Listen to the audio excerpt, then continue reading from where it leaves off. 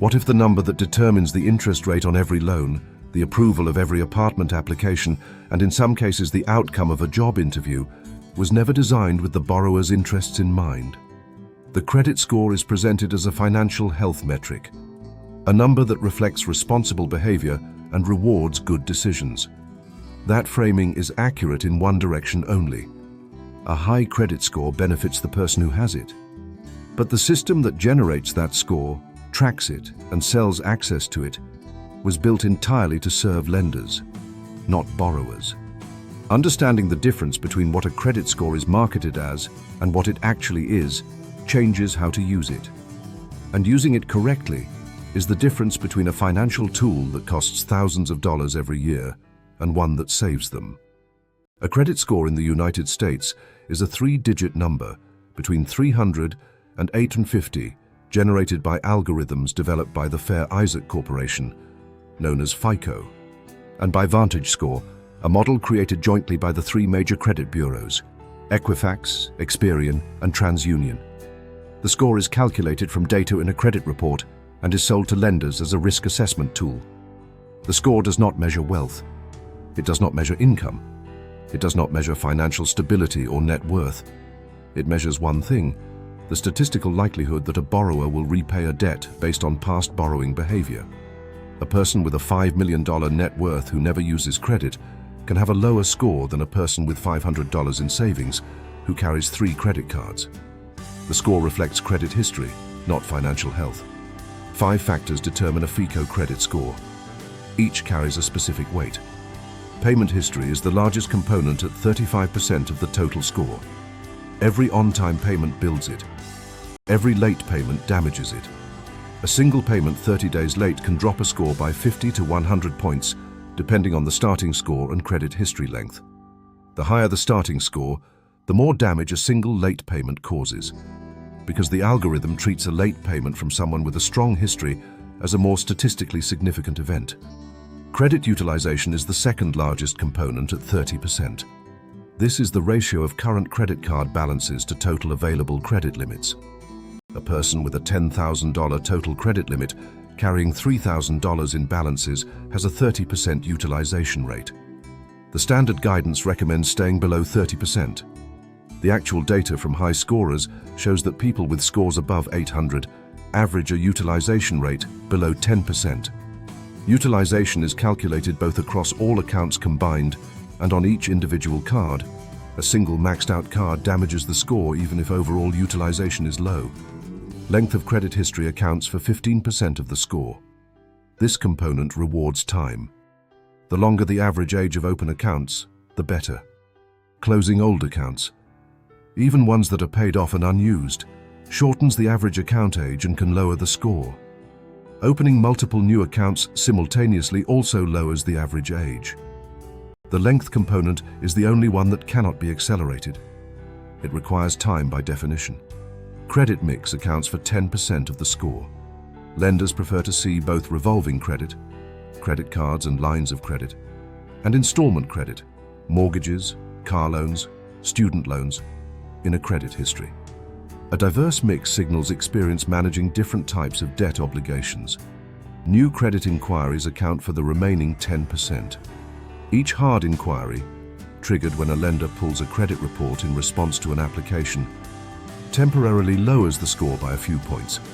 Multiple inquiries within a short window for the same type of loan, a mortgage or car loan, are typically treated as a single inquiry by scoring models, recognizing that rate shopping is not the same as opening multiple credit lines. The gap between a 650 and an 800 credit score has a direct dollar value. On a $300,000 30-year mortgage, a 1.2% rate difference between scores costs approximately $75,000 in additional interest over the life of the loan. Same house, same loan amount, $75,000 more, paid entirely because of a lower score.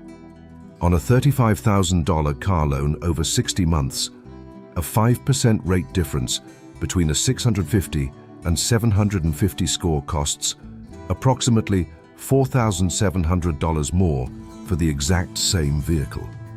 The total lifetime cost differential between managing credit well from age 25 and managing it poorly averages between $150,000 and $300,000 across mortgages, auto loans, and credit products, according to Consumer Financial Protection Bureau research. Building and maintaining a high credit score follows a specific set of actions in priority order. The first and highest impact action is paying every bill on time, every time. Payment history is 35% of the score. A single missed payment causes more damage than almost any other negative action. Automatic minimum payments set on every account eliminate the risk of accidental late payments. The minimum payment preserves the payment history, even if the balance is not paid in full. The second action is reducing credit utilization below 10% on every individual card and across all accounts combined. This is the fastest lever available for score improvement. A person carrying a $4,000 balance on a card with a $5,000 limit has 80% utilization on that card. Paying the balance down to $400, below 10%, can improve the score by 40 to 80 points within a single billing cycle. No other action produces improvement this quickly. The third action is keeping old accounts open. The length of credit history rewards accounts that have been open for years. A credit card opened at age 22 that is no longer used should remain open with a small recurring charge, a streaming subscription, a monthly bill, to keep it active. Closing it removes years of history from the average account age calculation. The fourth action is avoiding unnecessary hard inquiries. Every credit application triggers a hard pull. Applying for multiple credit cards within a short period lowers the score through both new inquiries and reduced average account age. Rate shopping for a mortgage or car loan within a 14 to 45-day window is treated as a single inquiry, but applying for credit cards, personal loans, and a mortgage simultaneously creates multiple separate inquiries that each carry individual impact. The fifth action is adding an installment loan to a credit profile that contains only revolving credit, or vice versa. A person with only credit cards and no installment loan history is missing the credit mix component entirely. A small credit builder loan, offered by many credit unions and online lenders specifically for this purpose, adds an installment account to the profile and can improve the score while simultaneously building savings. A credit score above 760 unlocks the best available rates across virtually every lending category. The difference between 760 and 850 is statistically negligible in terms of rate qualification. Most lenders treat any score above 760 identically for their best offers. The optimization target is not perfection. It is crossing the threshold where lenders categorize the borrower as lowest risk. The FICO algorithm is proprietary. The three credit bureaus maintain separate files that can contain different information and produce different scores. Approximately 1 in 5 Americans has an error on at least one of their 3 credit reports, according to a Federal Trade Commission study. Errors that suppress scores by dozens of points without the account holder ever knowing. Checking all 3 reports annually through annualcreditreport.com, the only federally mandated free access point, and disputing inaccurate information is the baseline for ensuring the score reflects actual behavior, not data errors. The credit score is a tool. Like any tool, its value depends entirely on whether the person holding it understands how it works. Used passively, it costs tens of thousands of dollars in higher rates over a lifetime.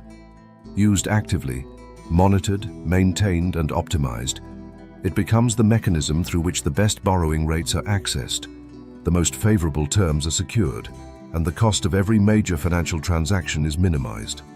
Drop a comment with a current credit score range.